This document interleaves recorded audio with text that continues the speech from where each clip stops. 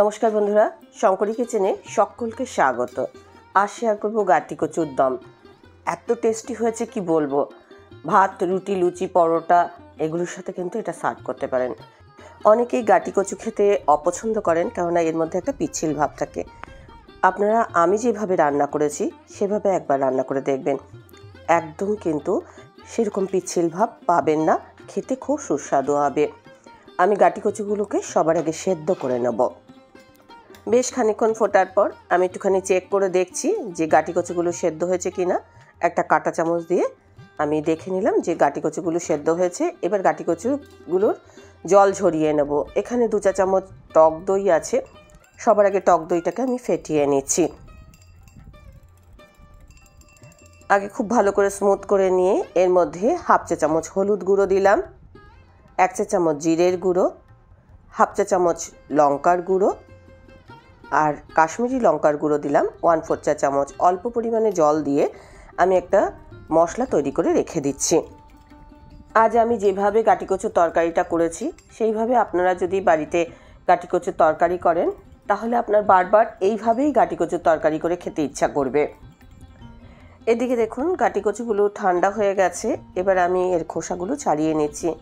যেমনভাবে আলুর খোসা ছাড়ানো হয়, গাটি কচুর খোসাগুলো আমি ঠিক সেইভাবেই ছাড়িয়ে নিচ্ছি। আর এগুলো খুব সহজেই কিন্তু উঠে যাবে। আজকের রেসিপিটা দেখার পর আপনাদের যদি ভালো লাগে তাহলে অবশ্যই একটা লাইক, শেয়ার ও কমেন্ট করবেন। বেল আইকন সমেত আমার চ্যানেলটা সাবস্ক্রাইব করে আমার পাশে থাকবেন। বেল আইকনটা ক্লিক করা থাকলে আমার যে কোনো রেসিপি বা আমি যাই আপলোড করি না কেন সবার আগে নোটিফিকেশন আপনার কাছেই পৌঁছে যাবে। একইভাবে সব গাটি কচুগুলোকে আমি ছাড়িয়ে নেব। এবার আমি এগুলোকে টুকরো করে নেব। গাটি কচুর সাইজ অনুযায়ী আমি এটা টুকরো করে নিচ্ছি। আর এর মধ্যে যেন খোসার কোনো অংশ না থাকে সেরকমভাবে আমি ভালো করে ছাড়িয়ে নিয়েছি। যেরকম আমরা আলুর দম করি সেরকমভাবে কিছু টুকরো আমি করে নিচ্ছি। তবে গাটি কচুর সাইজ অনুযায়ী এগুলো টুকরোটা দেখুন এরমভাবে কিছু টুকরো করে নিয়েছি। আর এগুলো একদম পুরো সেদ্ধই আছে, তাই রান্না করতে কিন্তু খুব বেশি সময় লাগবে না। কড়াইয়ে আমি 2 চা চামচ সর্ষের তেল দিয়েছি। সবার আগে আমি কিছু পরিমাণ পেঁয়াজ ভেজে নেব। এখানে অর্ধেকটা পেঁয়াজ আছে। এটা আমি বেরেস্তা তৈরি করে নেব। আর এটা আমি রান্নায় পরে ব্যবহার করব। খুব ভালো করে লাল লাল করে ভেজে আমি এই পেঁয়াজগুলো তুলে অন্য পাত্রে রেখে দেবো।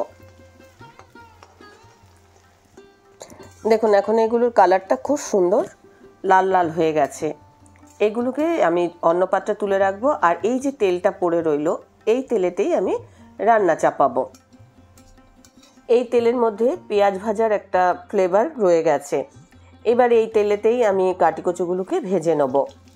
মিডিয়াম টু হাই ফ্লেমে আমি এখন এই গাটি কচুগুলোকে ভাজবো।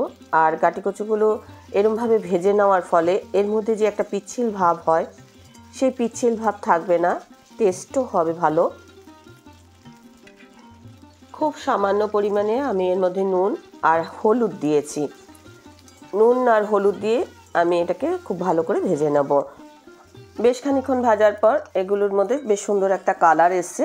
আমি এখন এই গাটি কচুগুলোকে অন্য পাত্রে তুলে রাখবো। আর এখন দেখুন একদম তেল দেখা যাচ্ছে না, আমি অল্প পরিমাণে আবারও তেল দিয়েছি। এবার এর মধ্যে আমি 1 চা চামচ ঘি অ্যাড করলাম। তেল আর ঘি একসঙ্গে মেশানোর ফলে এর মধ্যে সুন্দর একটা ফ্লেভার হবে। এবার এর মধ্যে আমি একটা শুকনো লঙ্কা ফোড়ন দিলাম, সঙ্গে দিলাম একটা তেজপাতা আর দিচ্ছি 1 চিমটি গোটা জিরে।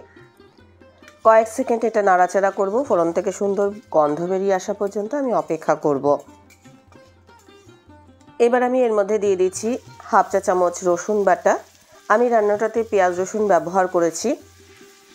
আমার অনেক বন্ধুরাই আছেন পেঁয়াজ রসুন খান না। যারা পেঁয়াজ রসুন খান না রান্নাটাতে পেঁয়াজ রসুনটাকে স্কিপ করে বাকি উপকরণ দিয়ে রান্নাটা করতে পারেন। এখানে 2 চা চামচ পেঁয়াজ বাটা দিয়েছি। আমি একটা পেঁয়াজের অর্ধেকটা পেঁয়াজ বেটে নিয়েছি আর অর্ধেকটা বেরেস্তা করেছি। এখানে 250 গ্রাম গাটি কচু রয়েছে। পেঁয়াজ আর রসুনটাকে ভালো করে আমি কষিয়ে নিলাম। এবার আমি এর মধ্যে দিয়ে দিচ্ছি তৈরি করা মশলাটা। এখন গ্যাসের ফ্লেমটা আমি একদম কম করে দিয়েছি। ভালো করে নাড়াচাড়া করে নিচ্ছি। আর এর থেকে যতক্ষণ না তেল ছাড়া ছাড়া মতো হয়ে আসবে ততক্ষণ পর্যন্ত আমি এই মশলাটাকে কষিয়ে নেব। প্রথমটা গ্যাসের ফ্লেমটা আমি কম করে দিয়েছি, তারপরে গ্যাসের ফ্লেমটা আমি বাড়িয়ে মশলাটাকে কষিয়েছি। আর দেখুন মশলাটার মধ্যে থেকে একদম তেল ছাড়া ছাড়া মতো হয়ে এসছে, আপনারা দেখে বুঝতেই পারবেন। আর মশলার কিন্তু খুব সুন্দর একটা কালারও এসছে। এবার এর মধ্যে আমি পরিমাণ মতো জল অ্যাড করলাম। জলের পরিমাণ একটু বুঝেই অ্যাড করতে হবে। এবার আমি এর মধ্যে স্বাদ মতো নুন ব্যবহার করলাম। ভালো করে এটা ফুটিয়ে নেব। স্বাদ মতো চিনিও ব্যবহার করেছি। আমি রান্নাটাতে টক দই ব্যবহার করেছি, তাই স্বাদের একটা ব্যালেন্সের প্রয়োজন। সামান্য পরিমাণেই চিনি অ্যাড করেছি। এবার আমি এর মধ্যে ভেজে রাখা গাঁটিকচিগুলো দিয়ে দিচ্ছি। এখন এটা ঝোল ঝোল দেখালো, এটা কিন্তু ফুটলে অনেকটাই গাঢ় হয়ে যাবে। আর গাঁটিকচুর টেন্ডেন্সি আছে যে যখনই এটা ঠান্ডা হয় তখন কিন্তু অনেকটা ঝোল কমে গাঢ় গাঢ় হয়ে যায়।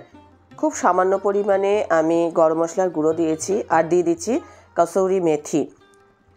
কসুরি মেথি আমি হালকা সেঁকে নিয়েছি।